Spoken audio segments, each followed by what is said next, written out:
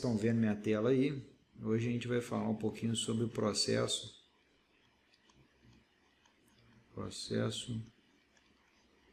P-delta. Na verdade, gente, esse processo, a gente falou um pouco sobre o parâmetro alfa nas últimas aulas. Então, parâmetro alfa. Falamos um pouquinho também sobre o parâmetro gama z, a importância de cada um deles. Vimos a aplicabilidade de cada um deles, né? A gente conseguiu, de certa forma, desenvolver um pequeno exercício relacionado ao parâmetro alfa, que ele é de todos o mais simples. Eu consegui mostrar, né? Não conseguimos resolver, mas eu mostrei para vocês sobre o parâmetro gama z. Também é possível o cálculo utilizando a munheca, né? Mas querendo ou não é um pouco mais complicado se comparado ao parâmetro alfa. E quando a gente fala do processo P-delta, cara, aí sim o negócio é muito mais, vamos dizer assim, o buraco é mais embaixo, né? O desenvolvimento manual do processo P-delta, ele é muito complexo, visto que a gente cai num processo iterativo. O processo iterativo é aquele processo que você calcula, acha um valor e verifica se esse valor tem um erro correspondente, um erro associado interessante ou não. Se não tiver, a gente vai lá e recalcula, considerando outros parâmetros, na verdade uma continuidade do parâmetro, verifica se está ok, se não tiver ok, a gente vai lá e novamente recalcula e faz todo o cálculo novamente. Por isso que chama um processo. A gente não vai chegar em um valor numérico, a gente não vai chegar em um número unicamente, a gente vai chegar em valores de momentos fletores, e valores esse que darão base para o cálculo do pilar. Então, na verdade, vamos representar aqui de forma gráfica, acho que vai ficar muito mais lúdico. Suponhamos que eu tenho aqui um pilarzinho gastado na base e livre no topo. Esse é o benchmark nosso, né? O pau para toda a obra. Pilarzinho gastado na base, livre no topo, com uma carga normal e com uma carga horizontal.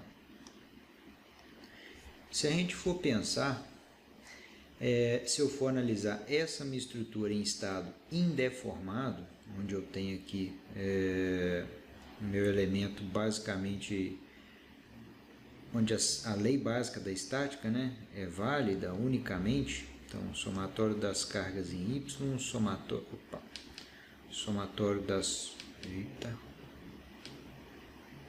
forças em X igual a zero, e também dentro desse padrão somatório dos momentos igual a zero. Isso daqui é a consideração do estado indeformado da minha estrutura. Só que a gente viu que nas condições de estabilidade, nas análises globais, a gente considerar o estado indeformado, a gente cometeu um equívoco.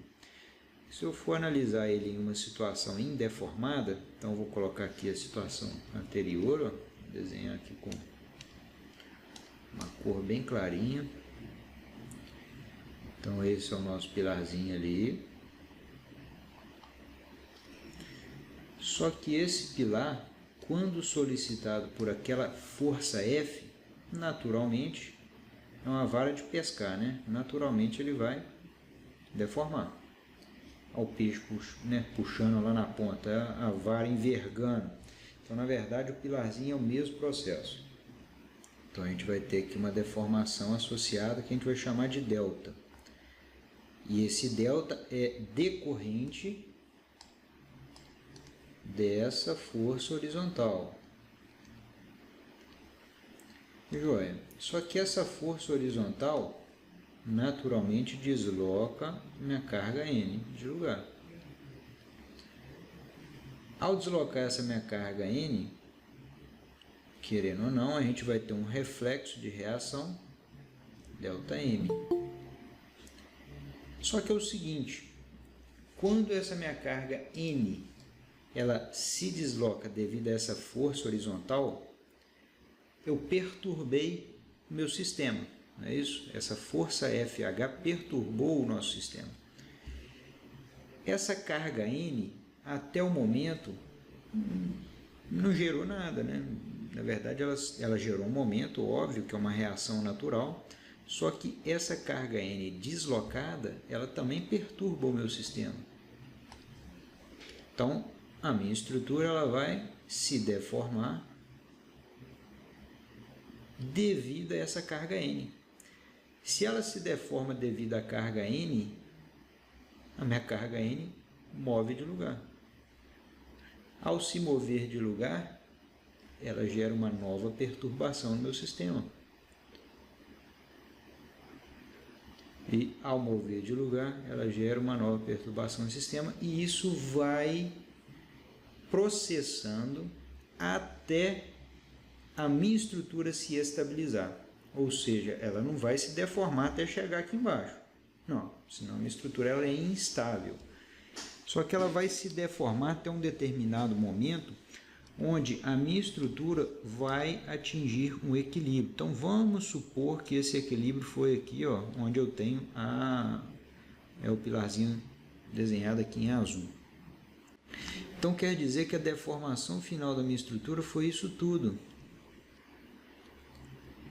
E o adicional de momento fletor não é só esse ΔM, é um somatório de efeitos cada vez menor, obviamente, porque cada vez mais essa deformação ela vai reduzindo.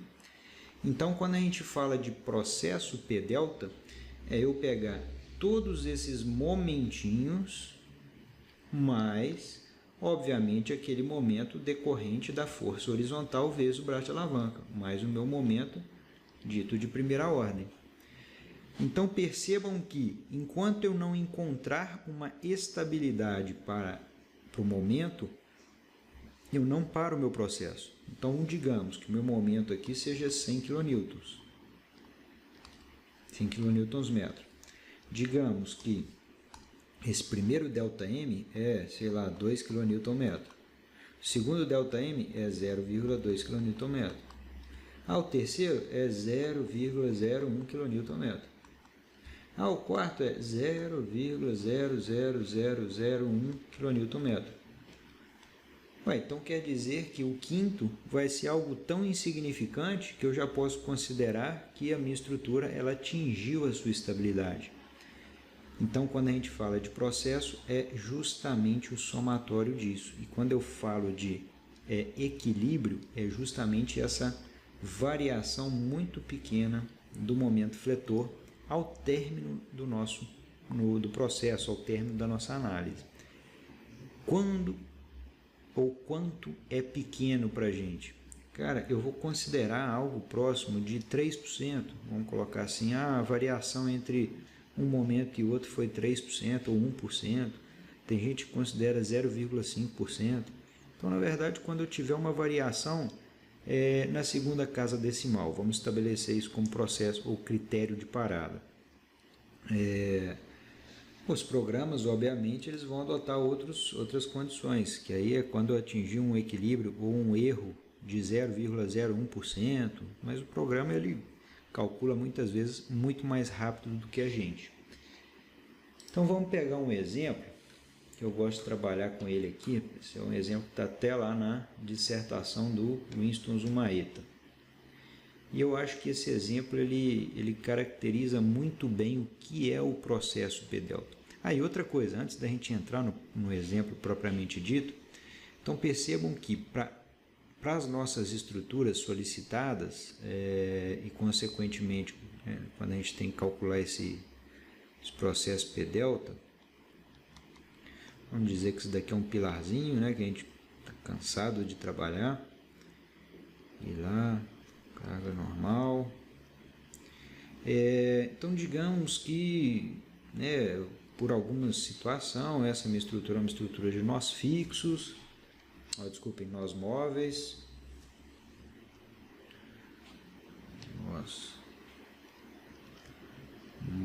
móveis. Por consequência, o nosso γ z para essa minha estrutura deu maior do que 1.3, digamos que deu 1.4. Então, toda vez que meu γ z ele for maior do que 1.3, necessariamente eu tenho que calcular ou desenvolver o processo P delta. Então, deixa eu só ver aqui. Então, digamos que essa minha estrutura, naturalmente eu tive que calcular, né? Eu tive que fazer o processo P delta. O que isso significa no meu dimensionamento? Cara, significa que aquele diagrama de momento fletor que vai aparecer no seu pilar, quando você for dimensionar a sua estrutura, aquele valor, sei lá, digamos que aqui a gente tem um MA, aqui a gente tem um MB, esses valores já são valores associados ao desenvolvimento P delta. Então, na verdade, o P delta ele não vai nos dar um número igual o γ z me dá um número de 1 a 1.3. Cara, o processo P delta não me dá isso. Então, não espere um número. Não espere um número igual ao parâmetro alfa. Você vai ter diretamente o momento fletor de cálculo. Então, você, de cara, já vai ser o seu momento fletor. Então, quer dizer que aquele diagrama já é um diagrama considerando a análise de estabilidade global pelo processo P delta. Ah, mas o que os programas computacionais eles trazem para a gente? Cara, na verdade, eu não conheço outro além do TQS. Na verdade, eu conheço, mas eu uso o TQS. Então, eu sei que para entender o processo P delta, já que a gente vai começar a enxergar só o momento fletor, os caras desenvolveram um parâmetro chamado R2M2, eu acho, um negócio assim, e esse parâmetro ele está um pouco associado com o γ z. É como se eu espelhasse esse momento, ou na verdade transcrevesse esses momentos ou esses adicionais em parâmetros numéricos, para a gente poder conseguir comparar. Só para ter uma ideia, eu vou mostrar para vocês isso hoje, tá? Então, por isso que eu estou falando um pouco sobre esse parâmetro. Bom, acho que é isso. Basicamente o que a gente precisa para desenvolver o problema. Qualquer dúvida, me falem. Vamos lá, o nosso problema é o seguinte. Eu tenho, novamente, um pilarzinho gastado na base. Gastado na base, livre no topo, com uma carga P de 10.000.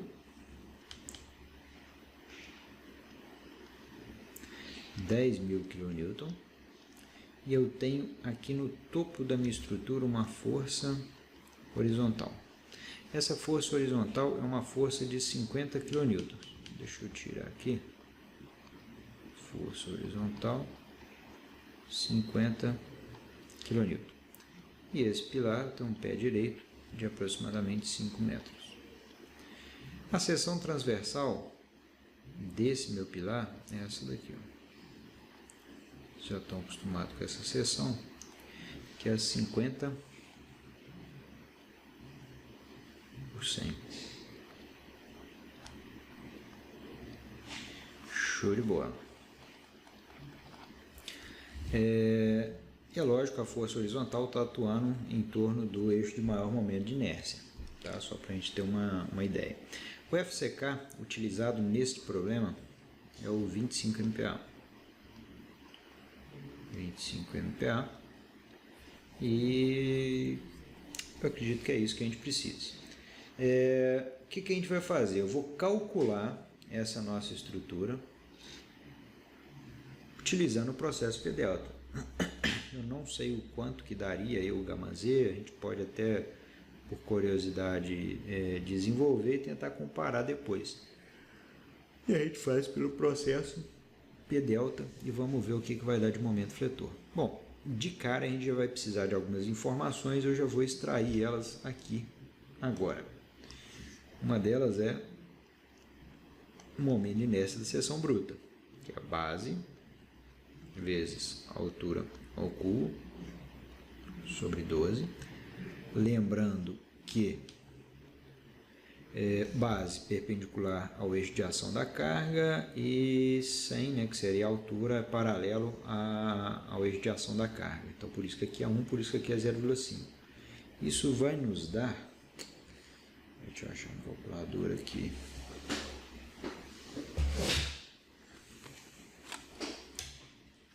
Então, vamos lá. 0,5 dividido por 12. Então, 0,042 metro a quarta, arredondando, tá? Bom, então, joia, visto isso, a gente vai precisar também de uma outra informação, que é a respeito do módulo de elasticidade, pelo menos o inicial. Vamos calcular o módulo de elasticidade inicial. Se a gente precisar do secante, a gente faz a multiplicação pelo 0,85. Mas isso daqui é nada mais do que 5.600 raiz de FCK. 5.600 vezes raiz de 25. Então, o módulo de elasticidade inicial, 5.600 vezes 28.000 MPa.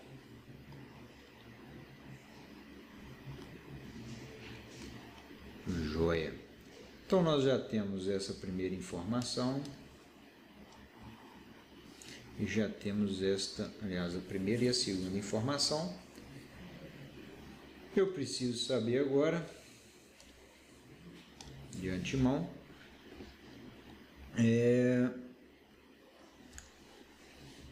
qual é a deformação, deixa eu voltar aqui, qual é a deformação imposta pela força de 50 kN. Se eu tenho uma força de 50 kN agindo sobre uma estrutura, naturalmente ela vai deslocar aquela minha carga P e, por consequência, vai gerar um momento fretor na minha estrutura. Então, eu tenho que o delta, que a gente vai chamar de delta 1, é igual. Para um pilar engastado na base livre no topo, a gente tem que a deformada é FD, L ao cubo sobre 3 EI secante. Novamente, a gente tem um outro detalhe. Esse EI secante é uma rigidez defasada, vamos chamar assim, né? Uma rigidez defasada, e está associada a essa rigidez basicamente toda aquela estrutura que naturalmente ela contribui para a estabilidade desse elemento. No nosso caso, a gente vai considerar como rigidez defasada uma estrutura, acho que porticada, que é 0,7, considerando aí uma condição comum de utilização, que é 0,7 da rigidez inicial. Então, a gente tem aqui o delta 1 é igual a 1,4. Vou considerar aqui a carga de cálculo. Então, 1,4 vezes 50 kN vezes, acho que é 5 metros, isto, sobre 3 vezes aqui 0,7, considerando a rigidez defasada do módulo de elasticidade, 28 milhões kPa, vezes kPa aqui, gente, por quê? Porque é kN por metro ao quadrado. Cada um tem uma forma de trabalhar. Você pode trabalhar aqui em MPa e aqui em cima em Newton, aqui em milímetro. Eu gosto de trabalhar em kPa, e visto que o meu momento de inércia também já está momento de inércia metro a quarta, né? Então, isto vai nos dar, é uma resposta que vai sair em metro. Então, vai ser 1,4 vezes 50 vezes 5, dividido 3 vezes 0,7 vezes 28 milhões 0,042. Cara, aqui deu 0, deixa eu ver aqui, 0,000. Tá achando errado aqui, deixa eu refazer. Esqueci de um detalhe, ó. Aqui é o cubo. Então vamos lá, 1,4 vezes 50 vezes 5 ao cubo dividido por 3 vezes 0,7 vezes 28 mil milhões 42.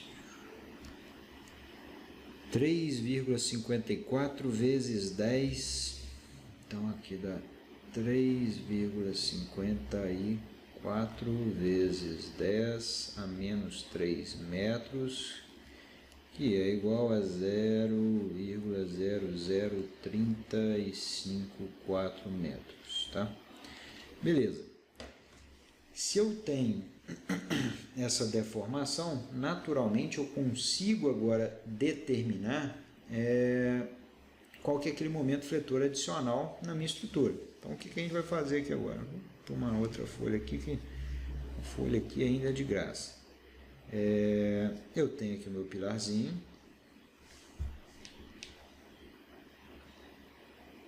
Aquele nosso pilar inicial. Opa, já vamos trabalhar com ele deformado, né? Então eu tenho aquele pilar agora em uma condição deformada. Então aqui é o delta1. Aquela minha carga N, ela deslocou, aliás, carga P, né? Deslocou, e é óbvio que a minha força horizontal também deslocou. Tá. 5 metros. O que a gente vai ter aqui naturalmente vai ser o momento fletor de reação. Onde esse momento fletor de reação eu vou chamar de momento fletor 2. Por que eu vou chamar de momento fletor 2? Porque ele é uma associação. É uma associação do momento fletor de primeira ordem, que é, cara, vocês já estão acostumados, o momento fletor de primeira ordem é aquele momento fletor decorrente da ação da carga. Vamos reescrever aqui, ó, M1 mais delta M. Onde esse delta M é nada mais do que P vezes o deltinha que você acabou de calcular, e é o nosso delta 1. E esse momento 1 é nada mais do que força horizontal vezes o braço de alavanca, momento fletor inicial. Então vamos lá, vamos escrever aqui, ó, o momento 1, que seria o momento de interação zero, vamos dizer assim, né? 10.000 vezes o nosso 10.000, 50, aqui é tudo de cálculo, tá? Então vai ser 1,4 vezes 50 vezes 5 metros, então isso daqui vai nos dar 1,4 vezes 50 vezes 5, 350 kN/m. Beleza. E o nosso M2, que seria já um momento de primeira iteração, vamos dizer assim, né? Seria os próprios 350 mais 10.000 vezes aquele delta que a gente calculou ali atrás, que é 0,00354. Então, 0,00354 metros. Então, M2 é igual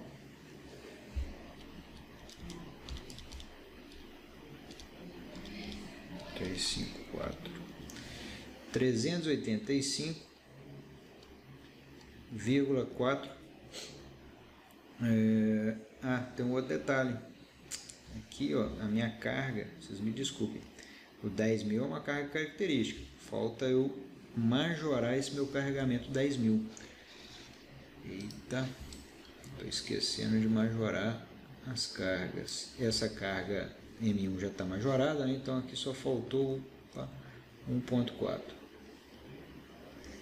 Então vai ser, novamente, 2, 3 vezes 1.4 vezes 0.0354 mais 350. Isso daqui está dando 399,56 kN metro, aproximadamente. Não está arredondado este valor, né? Consequentemente, o meu momento de inércia eu arredondei, esse valor eu arredondei, a gente vai carregando alguns erros de arredondamento ao longo do processo. Bom, mas o que nos importa aqui é o seguinte: a gente estabeleceu um processo aqui na minha análise. Tá, mas aí se a gente for pensar, ó, se eu comparar o primeiro momento fletor com o segundo momento fletor, aqui ó, 350 foi para 399. É uma variação muito grande, né? Então, muito mais do que algo irrelevante. Eu não posso desprezar, então não posso falar com você aqui que o efeito de segunda ordem é desprezível. Então, a gente vai para um segundo processo de cálculo. Qual que é a estratégia que a gente tem? Basicamente, nesse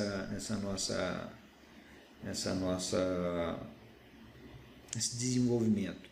Ó, eu não sei calcular qual que vai ser a deformação da minha estrutura. Opa, deixa eu colocar aqui. Eu não sei calcular para vocês o que essa carga vertical gera de adicional horizontal, de deformação horizontal. Isso eu não sei fazer, que é meio difícil. Só que eu sei fazer uma estratégia aqui, uma jogada de mestre, que é o seguinte: se eu sei que essa carga normal gera um momento fletor adicional na minha estrutura, um ΔM, e eu sei que um momento fletor adicional ele é nada mais do que uma força vezes um braço de alavanca. Opa, esse braço de alavanca não seria uma segunda deformação? Então eu consigo indiretamente calcular esta deformaçãozinha aqui, devido a essa ação da carga normal, e transformá-la em o que a gente chama de carga fictícia. Ou seja, uma carga fictícia é nada mais e nada menos do que o que a gente precisa. Na verdade, eu preciso, vamos fazer todo o processo novamente, né? Eu consigo essa deformação impondo um carregamento fictício na minha estrutura. Só que esse carregamento fictício eu consigo a partir deste momento gerado. Pronto. A ordem dos tratores não inverte o processo, né? Mas eu preciso então dessa carga fictícia para aplicar na minha estrutura e gerar esse novo deslocamento, visto que essa carga normal, quando age na minha estrutura e consequentemente gera um momento adicional, vai deformar o meu elemento novamente até atingir o equilíbrio. Então, ao longo desse processo. Então, o que a gente vai fazer? Qual que é a nossa estratégia aqui? Eu sei que a minha carga fictícia, essa nova força que eu vou aplicar à minha estrutura, vezes aquele meu braço de alavanca, é nada mais do que aquele meu carregamento normal, vou colocar normal aqui, mas ele é o P, né? Vezes meu delta. Isso daqui não é nada mais do que aqui meu ΔM. Então pronto. Então vamos reescrever isso de forma correspondente. Minha carga P, que é os 10.000, vezes o nosso deslocamento, que é novamente que o 0,00354, é lógico, vezes o nosso 1.4, tá? Que a gente vai trabalhar sempre com cargas majoradas. Se eu passo esse braço de alavanca, né, esse comprimento total do meu pilar, né, o pé direito do meu pilar dividindo, então 5 metros, eu vou ter aqui agora o quanto eu preciso impor de carregamento na minha estrutura, tendo em vista essa nova deformação. Então, 10.000 vezes 1.4 vezes 0.00354 dividido por 5 metros dá aproximadamente 9,91. Deixa eu recalcular isso daqui, vamos ver, 1.4 vezes 10, 23, vezes 0.00354 dividido por 5. Isso mesmo. Então aqui é 9,912 kN.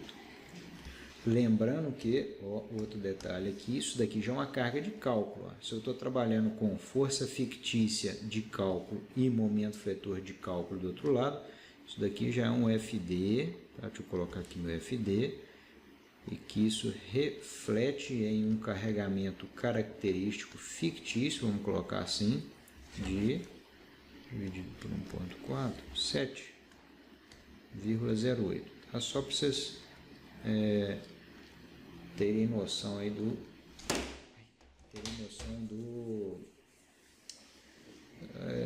tamanho da força, vamos dizer assim, do módulo da força.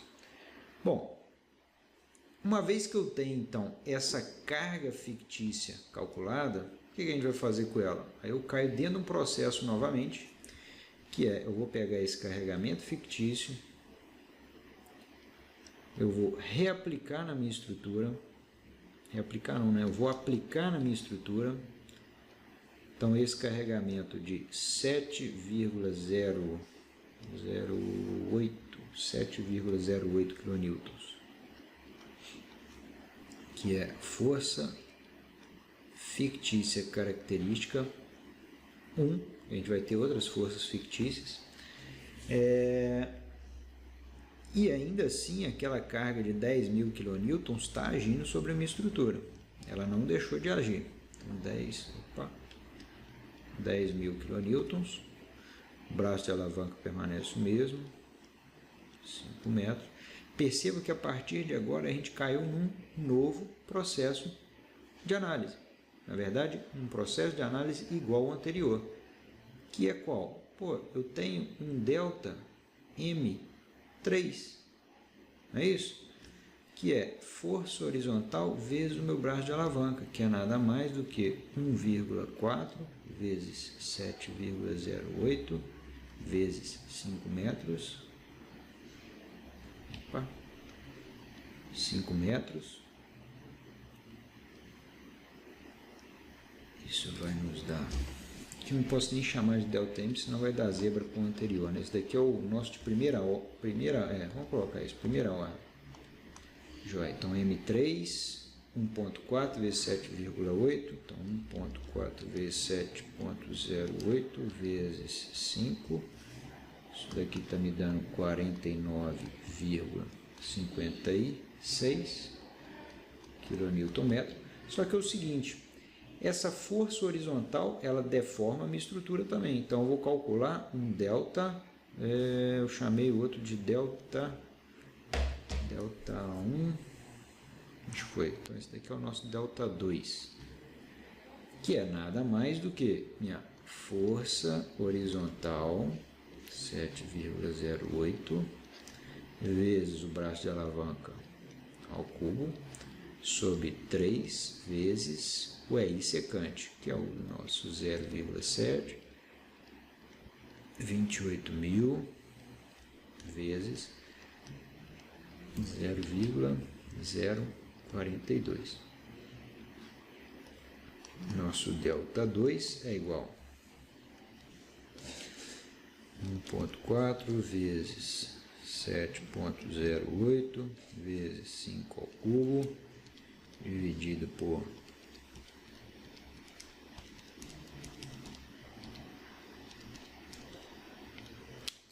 Isso vai nos dar uma deformação de 5,017 vezes 10 a menos 4 metros. Opa, mas essa deformação associada a esse carregamento gera um adicional de momento fletor. Então quer dizer que aqui eu vou ter um que a gente chama de momento fletor. Vamos colocar aqui da minha terceira iteração, que é nada mais do que o meu momento fletor de primeira ordem, vamos dizer assim, né? Aquele momento fletor adicional de 49,53.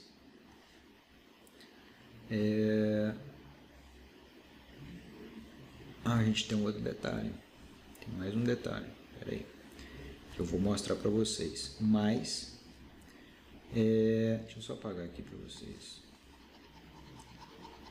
A gente tem um outro detalhe que é o seguinte: aquele meu momento fletor inicial,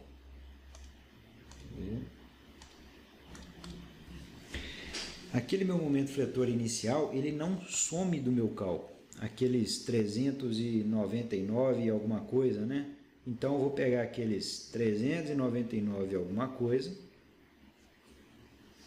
cadê?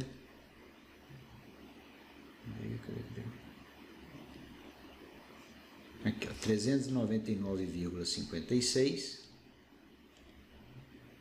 Vou trazer ele para o nosso equilíbrio. Então, meu momento fletor inicial, 399,56. E a essa minha estrutura, a esse meu elemento, eu ainda vou somar. Aí vocês me desculpem que isto daqui, ó, eu estou até fazendo confusão. Isso daqui, ele não entra na nossa análise, ele não entra nesse somatório pela seguinte situação. Eu estou fazendo a conta toda novamente. Por que isso daqui não entra na nossa análise? Porque essa ação aqui não é uma ação direta. Isso daqui é uma ação indireta que a gente obteve para chegar a essa deformação. Então, desconsiderem isso daqui, tá, gente? Desconsiderem isso aí.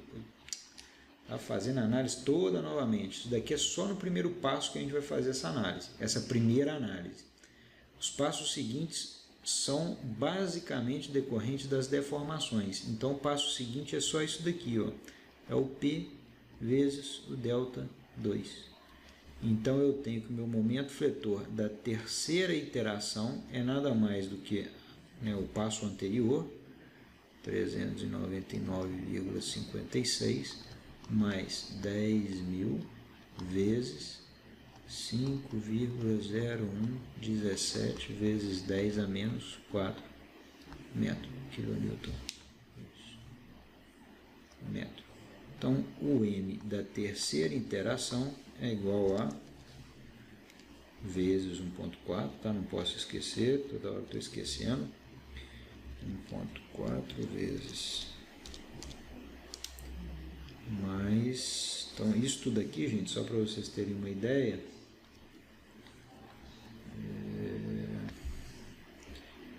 isto daqui deu 7,02. Então, percebo que eu tive de um passo para o outro um acréscimo de 7,02 kNm.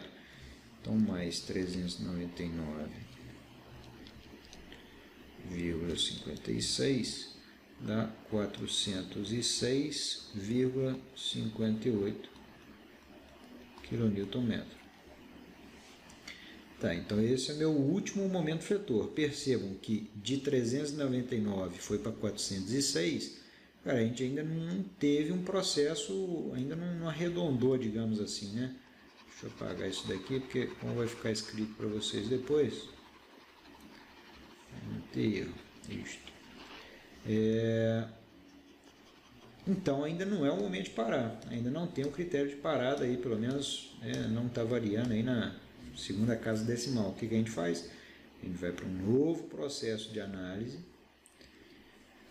a gente vai para mais um processo de análise, onde eu vou precisar agora de uma outra força fictícia, que a gente vai chamar aqui de Ffic 2, força fictícia 2, lembrando que isso daqui já vai ser a força fictícia de cálculo, Eu não vou precisar ficar fazendo toda aquela... Onde aparecer F agora eu não preciso majorar. Aliás, vamos fazer majorando aqui, porque senão vai dar confusão depois vocês desenvolvendo isso em casa. Então, ó, vai ser 1.4 vezes 10.000, que é o nosso P, vezes nosso delta, né? Esse P delta foi 5,017. Tá aqui, ó. Opa.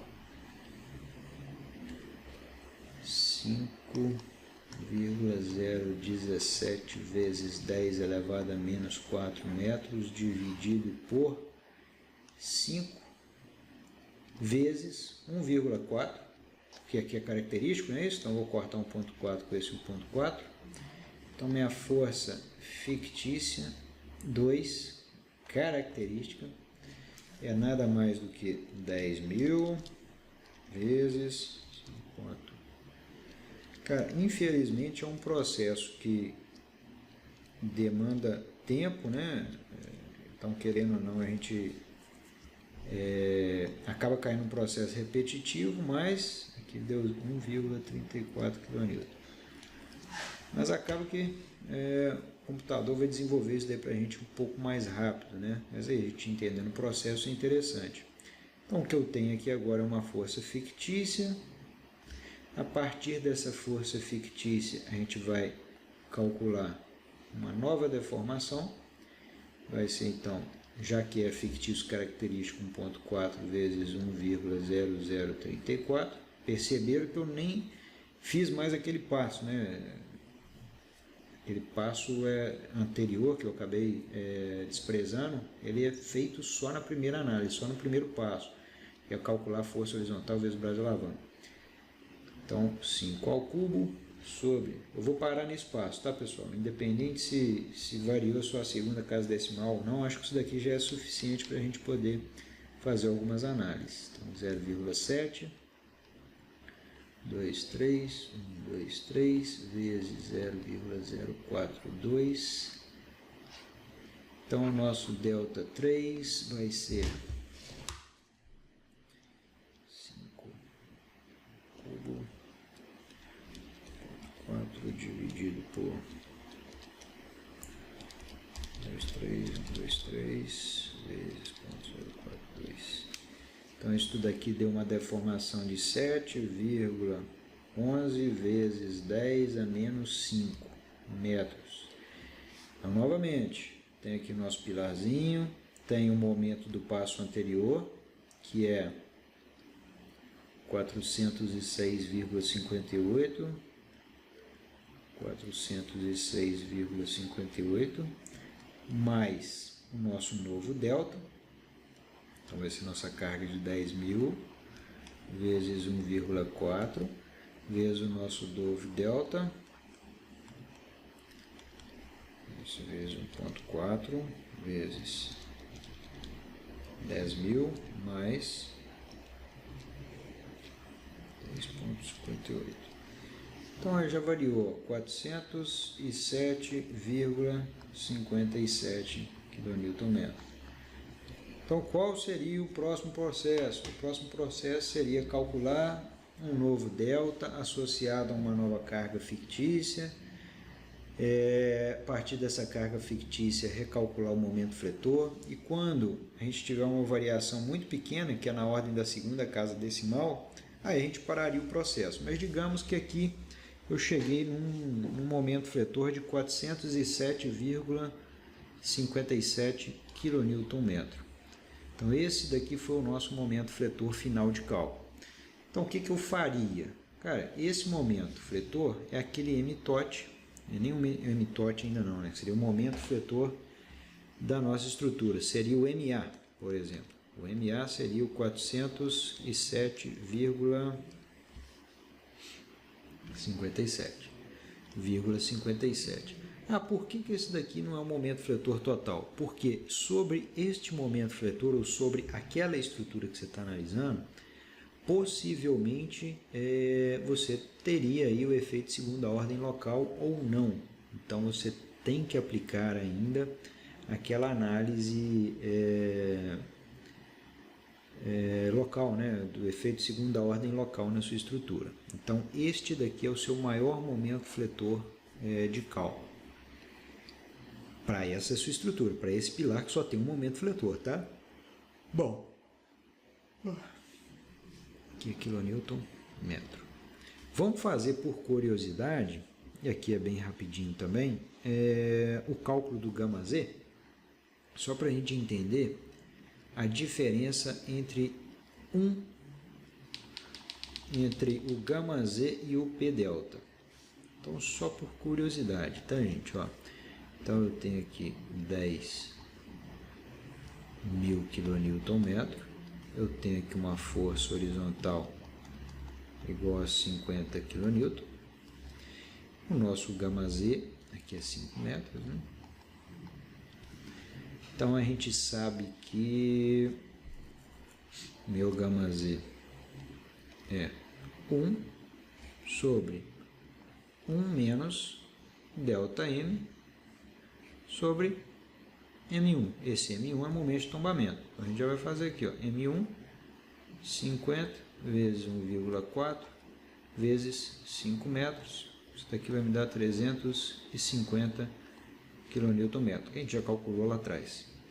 E esse ΔM a gente também tem, que é nada mais do que os meus 10.000, 3, vezes 1,4, vezes aquele delta, o primeiro delta da primeira iteração,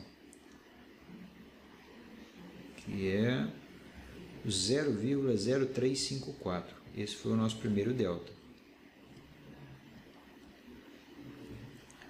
0,00354.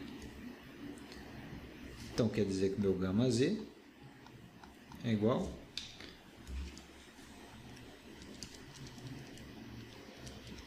a 0,4 vezes 0,00354 dividido por 350 menos isso, 1 dividido por isso, 1,16. Vamos colocar aqui 16,5. Cara, e a gente sabe que é o seguinte. Lembra que eu falei para vocês que o efeito de segunda ordem global para o gama Z é nada mais do que, ó, o gama segunda ordem, que seria o efeito majorador dos esforços de segunda ordem, é 0,95 de gama Z. E isto é 0,95 para elementos, né, cujo gama Z está entre 1.1 e 1.3. Então 0,95 de gama Z deu 1,16,5. Isso vai me dar um fator majorador dos esforços de primeira ordem, 1,165 igual a 1,1675. Tá, mas qual é o momento fletor de primeira ordem? Cara, o momento fletor de primeira ordem de cálculo, a gente acabou de calcular. Era os 350, não é isso? 350 kN. Ah, de onde que veio esse 350? Pilar engastado e livre no topo com 50 kN de força horizontal no topo e ainda um pé direito de 5 metros. 50 vezes 5 vezes 1,4. Só que o efeito total, o momento fletor de segunda ordem global, vai ser 1,1065, que seria o nosso fator majorador do esforço, 10,675 vezes o meu momento fletor de 350. E isso vai nos dar, deixa eu ver aqui, e agora que eu vi, Arthur, então o P delta só é aplicado em estruturas de nós móveis. Não. Na verdade, você vai entender o porquê que não, que ela não faz distinção de estruturas de nós móveis ou nós fixos, tá, Arthur? Aqui, ó, 387,36 kN. Vamos lá. Aí, voltando à sua pergunta aí, Arthur. Então, o P-delta só é aplicado em estrutura de nós móveis? Não, pelo seguinte fato. Em momento nenhum, o nosso P-delta fez distinção que minha estrutura é de nós móveis ou minha estrutura é de nós fixos. Então, por isso que ele é um parâmetro, um processo bem, não sei se seria esse nome, bem democrático, né? Ou bem aberto, tá? Ele é um processo que, independente da estrutura, mesmo que o momento fletor, mesmo que a variação do momento fletor aqui, ó, sei lá, digamos que uma estrutura tinha um momento fletor de 350 kN e o efeito de segunda ordem seja 0,5 kN. Cara, o P-delta vai calcular o 0,5 kN. Então, o efeito final seria 350,5 kN. Algo irrelevante, coisa que muitas vezes o processo, o parâmetro alfa e o parâmetro gama Z desprezam de cara, ao considerar a minha estrutura de nós fixos, o processo P-delta não. Por isso que muitas vezes a gente não aplica o processo P-delta de imediato, porque o P-delta ele vai calcular, você vai ter um custo computacional muitas vezes que pode ser que não precisaria, né?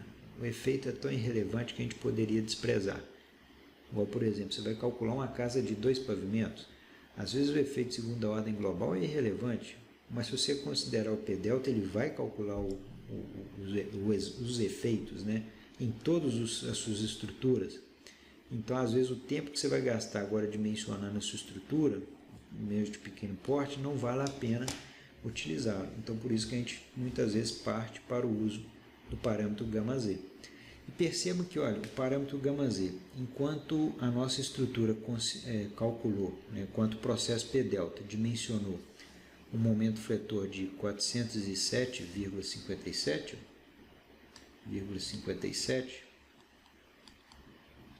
o γ Z, para a mesma estrutura, de uma forma simplificada, estabeleceu um momento fletor de 387.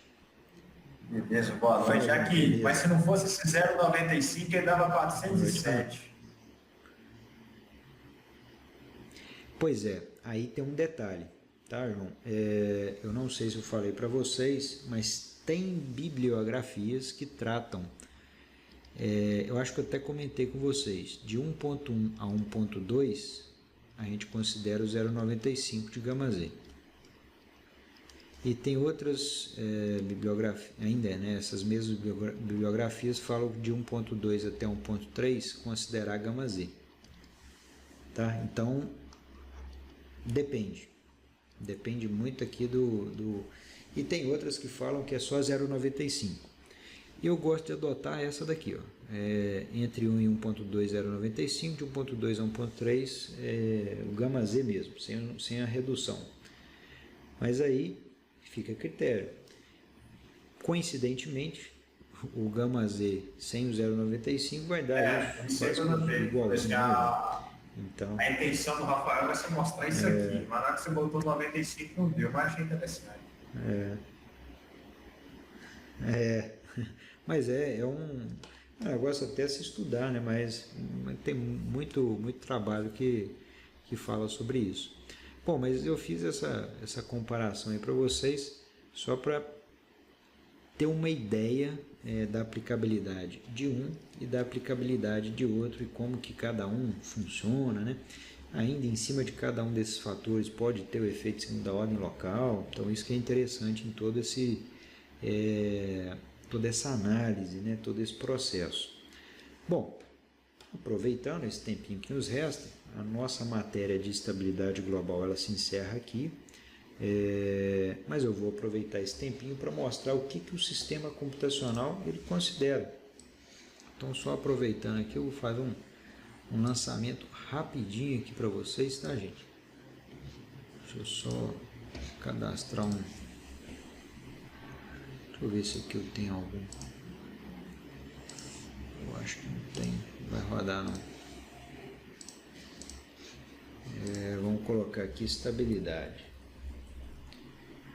Então novamente já existe. Então gama Z. Então esse vai ser o nosso. Cadê? Sumiu. Espera aí, pessoal. Tá dando. Vou criar um outro qualquer aqui. Aula concreto. Beleza, este deu. Então, cara, vou lançar aqui de uma forma bem rápida. Pô, João, você tá perguntando negócio aí do modelador lá. Você fala o modeladorzinho aqui em cima, né? Vou acessar ali já.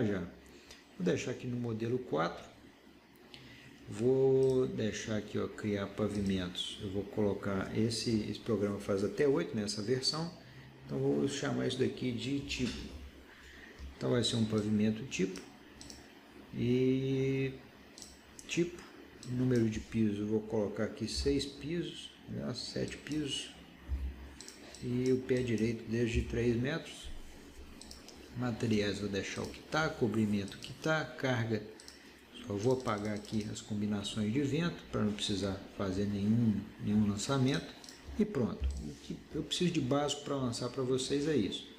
Aí aqui, o João, tá aqui, ó, TQS forma modelador estrutural, ou você pode acessar aqui também, ó, em formas, aí aparece modelador estrutural. Eu acessei edifícios, deixa eu ver. Contei meio difícil, edifício. Aqui, ó, edifício, modelador estrutural aqui no final. É o mesmo, mesma coisa. Aí vai abrir essa janela aí para vocês. Então vamos lá, pilares, vou lançar os pilarzinhos aqui só rapidinho, 20 por 20. Vamos lançar aqui, opa. Então tá aqui viga, vou lançar aqui uma viguinha 20 por 60. Vou colocar uma carga qualquer aqui. Ok. Eu vou mostrar ainda para vocês como é que é feito o lançamento de carga, mas só de forma rápida aqui nessa aula para a gente poder ganhar tempo. Que o importante para a gente hoje é a gente analisar os dados, tá, gente? Fazer um quadradão. Isso daqui é o melhor que tem, né? Os arquitetos adoram. Quadradão.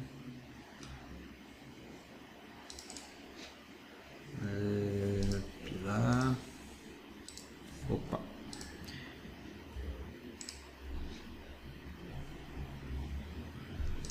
Aqui. Pilarzinho aqui. Pilarzinho aqui.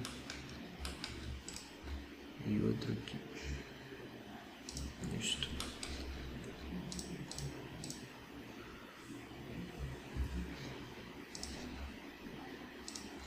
Beleza, então tem um quadradinho aí pra gente, né?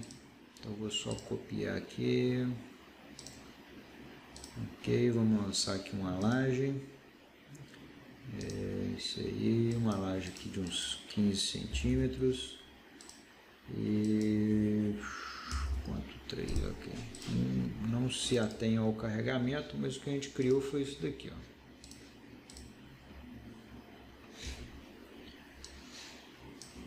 Aí, ó, uma torre basicamente, né? Só para a gente analisar. Para fazer algo melhor ainda, o que eu vou fazer? Eu vou copiar isso daqui para o lado. Porque aí a gente vai ter, querendo ou não, uma geometria associada, uma geometria diferente em uma direção e diferente na outra direção, né? Então, ok. Vamos conectar aqui para não ficar dois elementos desvinculados. E vamos colocar uma lajezinha aqui também. Pronto, tá aí. O que eu vou fazer? Eu vou salvar esse meu modelo. Agora nosso edifício é uma caixinha de fósforo, de fato. E eu vou processar, mas somente os esforços. É um processar de forma rápida. O que eu quero obter basicamente é o análise de estabilidade. O que o TQS ele fala para a gente sobre a estabilidade das estruturas, e essa em particular. Aí eu eliminei o vento, né? Não vai dar nada de ação horizontal, então a minha estrutura vai estar perfeitamente estável. Vou ter que voltar lá e recolocar o vento. Eu esqueci, acabei deletando o vento sem querer. É bom que eu vou ensinar a extrair as informações de forma direta da nossa estrutura. Lá no nosso lançamento, aí, ó, deu erro nenhum. Se eu vier aqui em estabilidade global, ó, provavelmente não deu nada. Ó. Cadê? Caso simples, não, aí parâmetro alfa, aí tabela detalhada, não deu nada. Ó. Deu nada, deslocamento também não deu nada. Então o que a gente vai fazer? Vou voltar aqui no meu modelinho, lá no meu lançar edifícios, eu tenho que vir em cargas e relançar esses meus carregamentos. Aí eu venho aqui em calcular coeficiente de arrasto, eu peço para o TQS estimar toda a geometria e calcular o coeficiente de arrasto para a gente. Está aqui, já está calculado. Olha que beleza, rápido. Ok, ele já preenche aqui para a gente o coeficiente de arrasto. A velocidade, vou deixar a velocidade de 45 metros, coisa pra caramba. Deixar todas as informações básicas já existentes no programa. Eu não vou me ater à velocidade do vento. Ok, e vou pedir para recalcular. Agora sim eu tenho uma ação horizontal na minha estrutura. E a partir dessa ação horizontal, a gente vai ter então a minha estrutura se movimentando, digamos assim, né?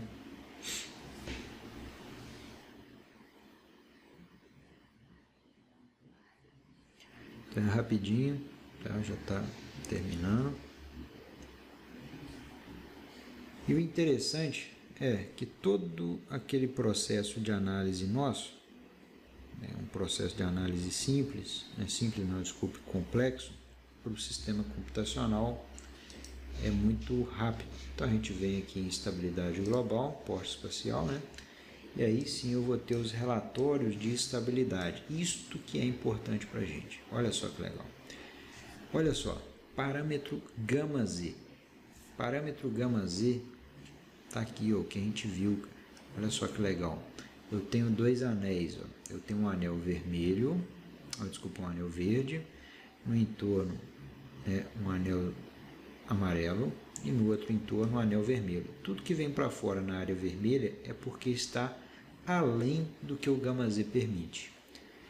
E tudo que está aqui no amarelo é estrutura de nós móveis. A gente não tem, né? Já excedeu 1.3, essa estrutura nem poderia ser calculada com o gama Z, mas aqui já é uma referência. Opa, mas por que né, professor, por que eu tenho um parâmetro gama Z diferente em uma direção e diferente na outra direção?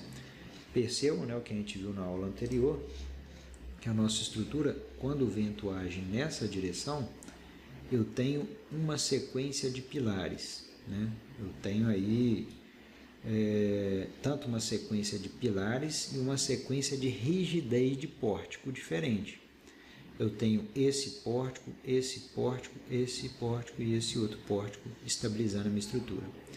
E quando o vento age nessa outra direção, eu tenho uma sequência de dois pórticos, só que são dois pórticos com uma rigidez maior do que aquele meu outro elemento. Então percebam que a geometria, a conformação da estrutura, ela interfere. Porque se a gente for analisar, ó, eu vou ter 1, 2, 3 pórticos, né? Ó, só que em uma associação única. Olha aqui, ó. Eu tenho essa associação de pórtico, vai me dar um pórtico, mas com 4 sequências de pilares.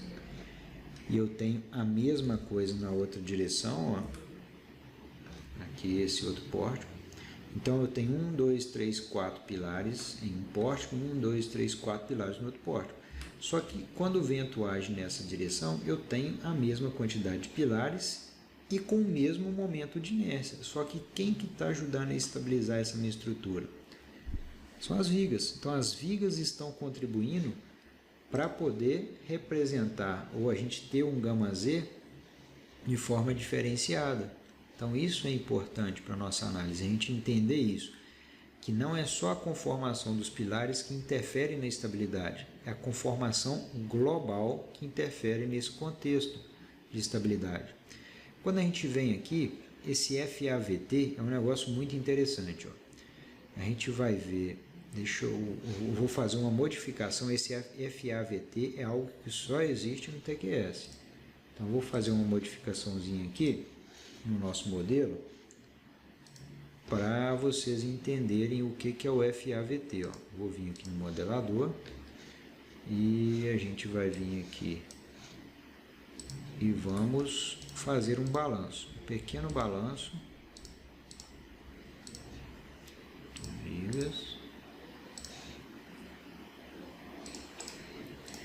Esse FAVT ele tem um significado interessante porque ele começa a suprir algumas deficiências que o γz apresenta. Então aqui eu vou colocar uma carga na laje, já tem. Vou colocar aqui ponto 6. Isso.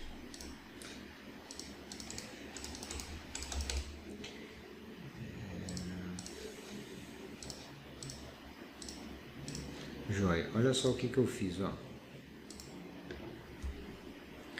Tá vendo que a nossa estrutura agora tem um balanço?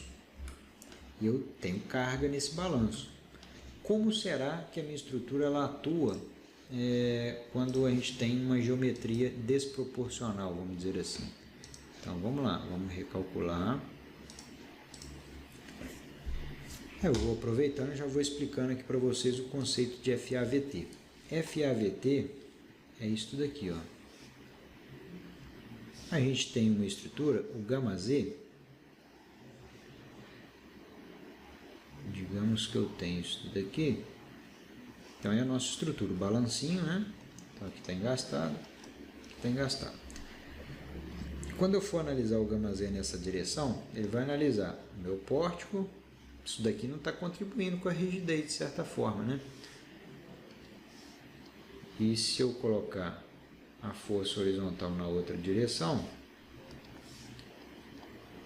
o γz nessa direção vai dar a mesma coisa que o γz na outra direção. Por quê? Porque ele está analisando a deformação do pilar apenas na horizontal. Quando a gente considera o parâmetro chamado FAVT, ele vai pegar o nosso pilar e nossa estrutura, de certa forma, e comparar duas deformações.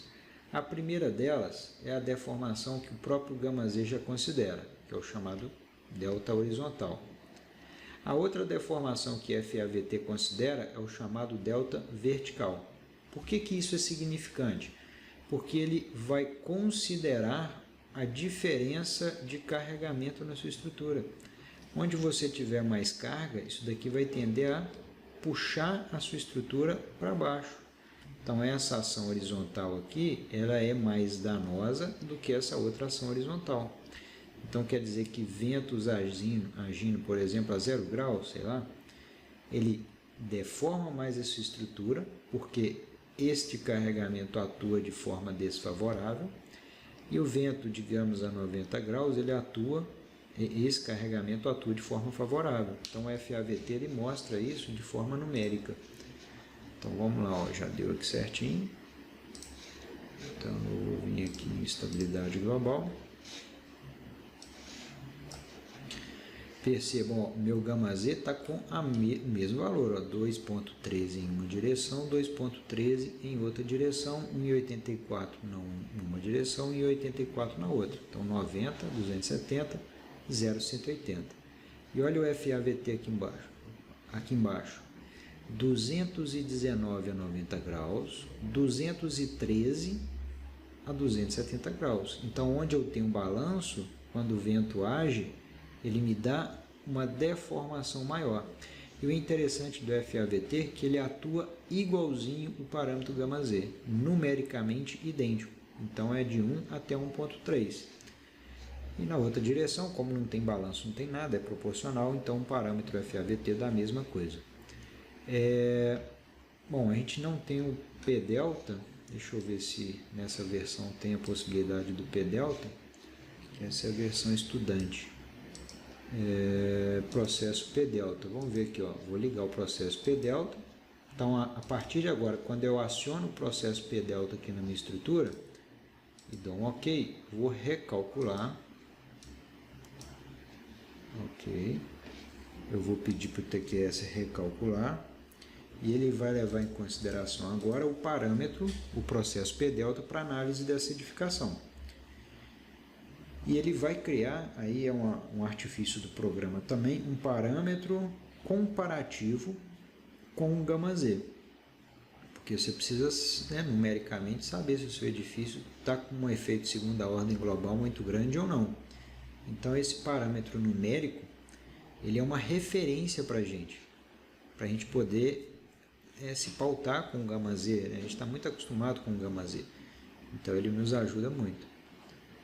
Porque na íntegra mesmo, vocês viram que o processo P-delta, a gente não consegue enxergar o efeito do momento, a não ser que a gente pegue para cada pilar, para cada estrutura, o momento inicial e o momento final e compara, né? A gente não tem um número, digamos assim. Aí que o pessoal do TQS desenvolveu, né? Ou transformou isso de forma numérica, vamos dizer assim. Ó. Aí o nosso γz está aqui, o nosso RM2M1, que é um parâmetro em conformidade, isso daqui que é o processo P-delta, tá? Mas é um parâmetro em conformidade com o γz. Então eu consigo comparar. Vocês não vão encontrar isso daqui na norma. A norma fala o processo P-delta. Isso daqui é exclusivo desse programa. Então quer dizer que, utilizando o processo P-delta, eu teria um γz de aproximadamente 2,39 e 2,36 numa direção e na outra. 2,06 numa direção, 2,06 na outra.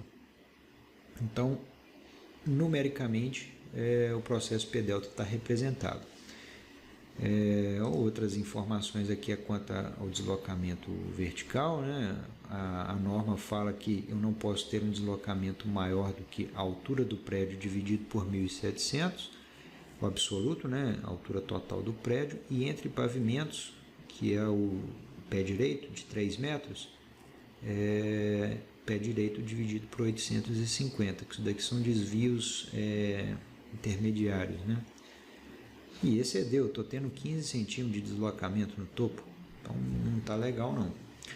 E entre pisos eu estou tendo 3,6 centímetros. Bom, então o nosso projeto está muito ruim. O que a gente faria é melhorar a estabilidade desses pilares, né? Melhorar a geometria desses pilares, né? Eu viria aqui em modelador estrutural e sei lá, ó, ao invés de trabalhar pilar 20 por 20, trabalhar pilarzinho aí 20 por 60. Rafael, só melhorando aqui, ó. Mas uma pergunta boa. Fala, João. Vendo um exemplo que você usou aí. Pergunta bem boa, assim. Eu tenho uma coluna qualquer, ela tem lá 3 metros de altura. Eu tenho ela com a carga em cima dela lá, qualquer. Uma metálica, uma de concreto. A seção de concreto vai ser bem menor? Tipo assim, menor? eu tive a sensação que é uma constatação muito boa. É lógico que você disse, mas com concreto você consegue segurar muito mais com a seção menor, se fosse metálica. Não, a seção metálica ela tem uma resistência muito maior. Porque se você pensar, né, o aço, vamos colocar aí A36, né? Ele está resistindo ao que? 250 MPa, não é isso?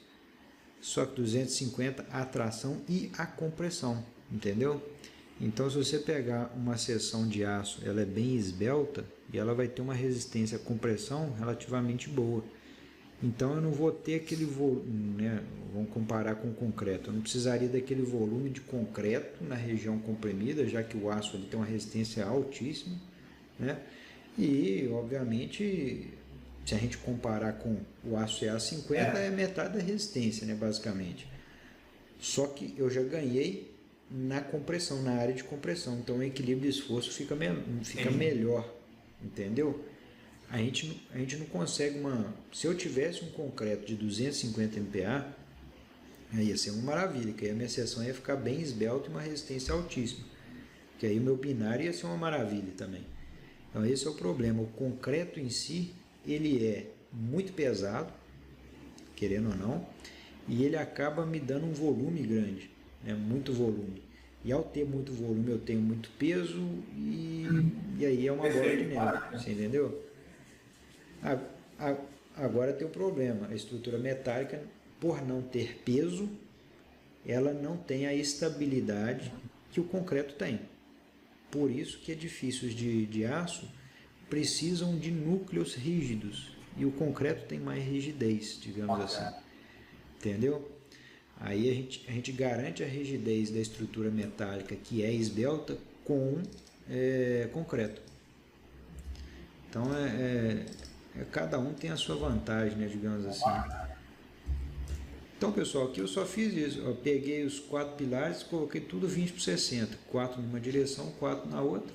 Só para a gente roda aqui e vocês vão ver o que vai modificar na nossa estrutura, na nossa estabilidade global, essa simples mudança.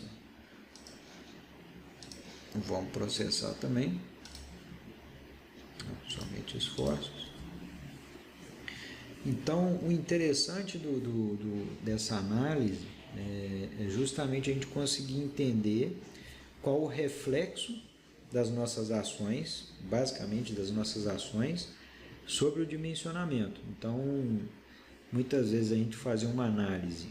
Eu vou fazer uma análise do edifício, você esqueceu de analisar efeito de segunda ordem. Cara, isso daí vai dar zebra. Acho que eu falei para vocês, se não falei também, um edifício que caiu lá em Belém.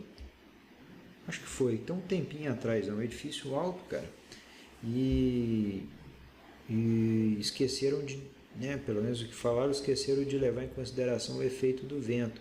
E por consequência, a gente viu lá no início do problema, eu esqueci de colocar o vento na edificação, não deu nada de efeito global, não deu nada de parâmetro de estabilidade, então esse é o problema.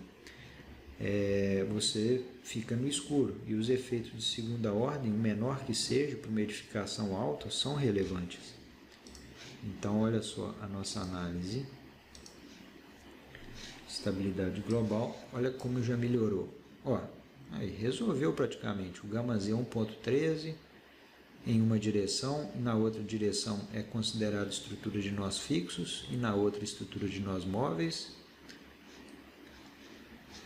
E aqui o meu processo, olha aí que legal, meu processo meu processo P-delta.